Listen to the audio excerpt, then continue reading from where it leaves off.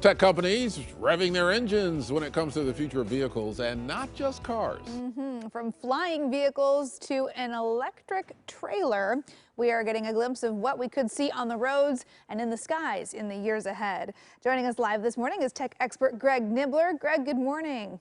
Good morning. Yeah, some interesting developments going on. I kind of wanted to touch on some of those. And one of them being there are so many people out there that want to get their hands on a Tesla in particular. And this may be a new way to do that. It's from a company called Autonomy. And it's an app that's going to allow you to basically rent a Tesla without going through that financial commitment of actually buying one, which some people don't want to do because it's very expensive. Or maybe somebody just wants to try one out for a few months with no commitment at all. So this company's in California, and they started buying up a whole bunch of Tesla Model 3s. And the idea is you would download the app, you enter in your ID, your insurance info, and a credit card, and that's it. And within an hour, you would have a Tesla Model 3 right there delivered to you that is yours to use as long as you pay the monthly subscription fee that they're asking for. So the price is still not exactly cheap. It varies between a $1,000 sign-up fee up to a $5,000 sign-up fee. But then after that, it's a 3-month commitment, goes month to month after that. It varies on what that price is. Could be $500 a month, $1,000 a month, but definitely less than if you're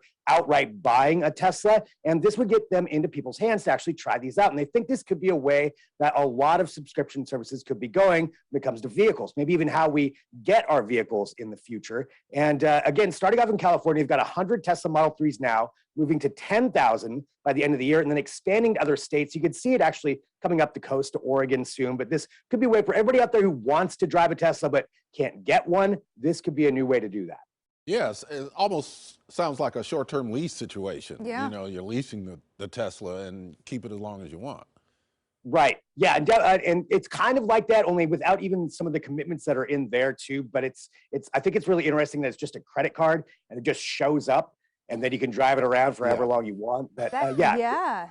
That Right? is kind of Yeah. crazy. I mean, it is still pretty pricey, but if you're looking at investing in a Tesla, that's a pretty great try before you buy kind of situation. Try before you so. buy. That's a good way to describe it. How about this all-electric trailer that can be controlled remotely? What's that about?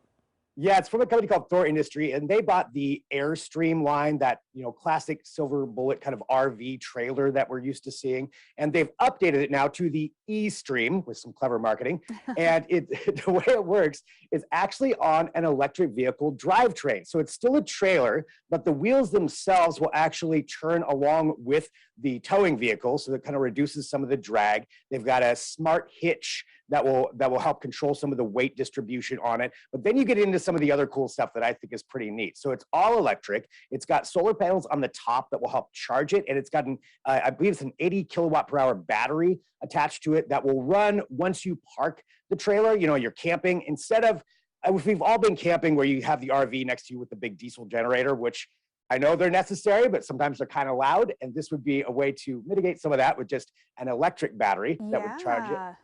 But here's the cool one. So what they're showing right here is a remote control aspect that it comes with. So you unhitch it, and then you can back it in to whatever position you want. Maybe something you couldn't. Yeah, so maybe somewhere you couldn't figure out how to back a truck into. This is how you could do it, and then it'll just park right there. When you're ready to use it again, you remote control it right back out to wherever you're hitching it up to, and you go on your way. Okay, that's really cool. Yeah. That's pretty neat. I love the Airstream trailers to begin with. That's like a goal. I'm like, I would love to have one someday and go cruising around the country. And if it could be, charging up a battery, be all electric powered. Yeah. Remote park it in your campsite. That's very convenient, very useful. That is pretty neat. Yeah.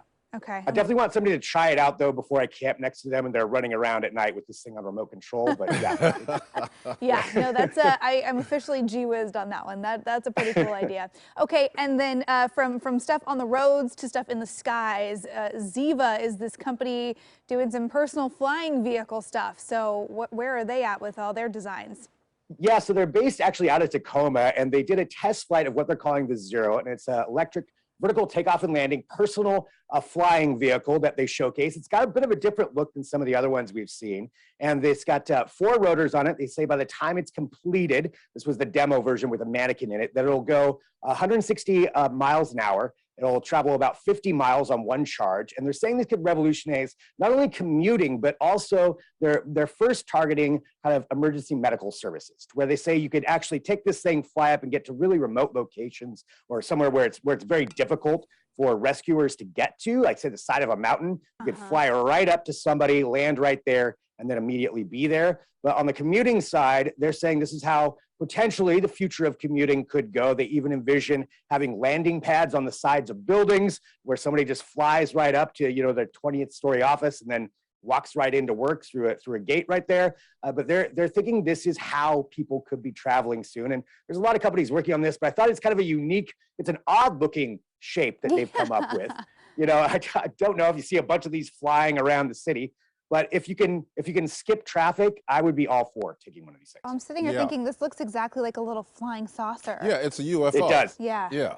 Yeah, but it's we've a personal identified UFO. Right, right. All right, thank you for joining us, Greg. Very interesting stuff this morning. We'll see you next week.